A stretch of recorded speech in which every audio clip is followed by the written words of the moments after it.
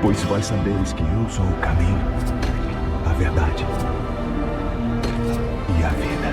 Ninguém chega ao Pai senão por mim. E se eu te dissesse que a Páscoa que você conhece não é a verdadeira? O que realmente aconteceu pode mudar tudo o que você acredita. Poucos realmente entendem o seu verdadeiro significado. Muita gente associa essa data a chocolate, coelhos e ovos. Mas a origem da Páscoa é muito mais profunda. Ela começa milhares de anos atrás, antes mesmo do nascimento de Jesus. Tudo começou com uma promessa. Deus falou a Abraão sobre um povo escolhido. E ali viveria em sofrimento por cerca de 400 anos.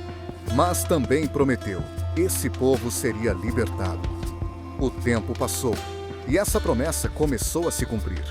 José, bisneto de Abraão, foi vendido como escravo e levado ao Egito. Mas mesmo em meio ao sofrimento, Deus o exaltou e ele se tornou governador daquela terra. Por causa de uma grande fome, a família de José foi para o Egito, e ali o povo de Israel cresceu. Mas tudo mudou. Um novo faraó assumiu o poder e passou a escravizar os israelitas.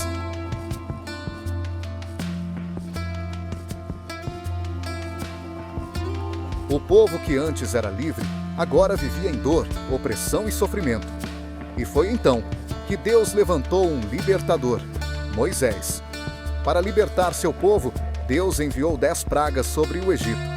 E a última delas foi a mais forte, a morte dos primogênitos. Mas antes disso acontecer, Deus deu uma instrução muito específica. Cada família deveria sacrificar um cordeiro perfeito, sem defeito, e passar o sangue nas portas de suas casas. Naquela noite, o juízo de Deus passaria pelo Egito, e onde houvesse sangue, a morte não entraria. Esse é o verdadeiro significado da palavra Páscoa, passar por cima. O juízo passou, mas as casas marcadas com sangue foram poupadas. Naquela mesma noite, o povo saiu do Egito com pressa. Comeram pão sem fermento, porque não havia tempo para esperar. E ervas amargas, lembrando o sofrimento da escravidão.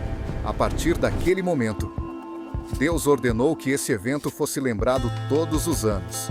Nascia ali a Páscoa judaica.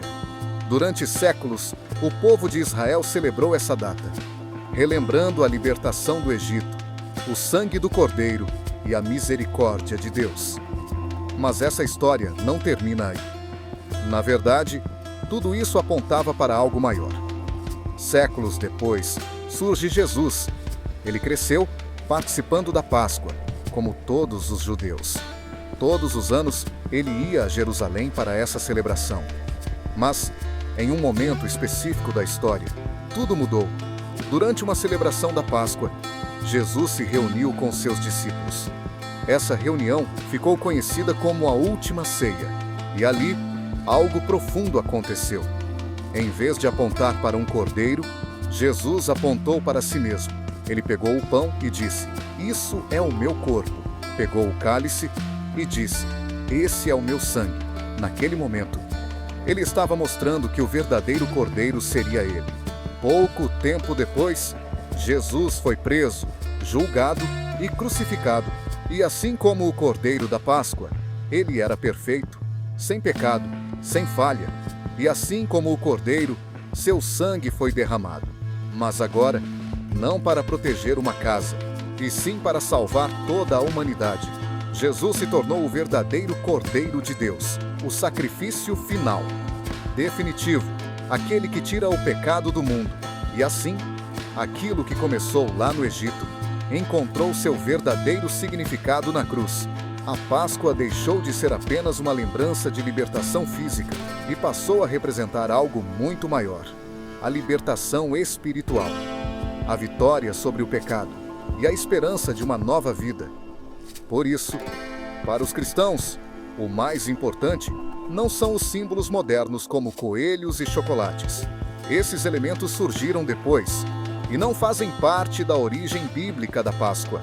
O verdadeiro significado está no sacrifício de Cristo, na cruz, no sangue que foi derramado e na promessa de salvação.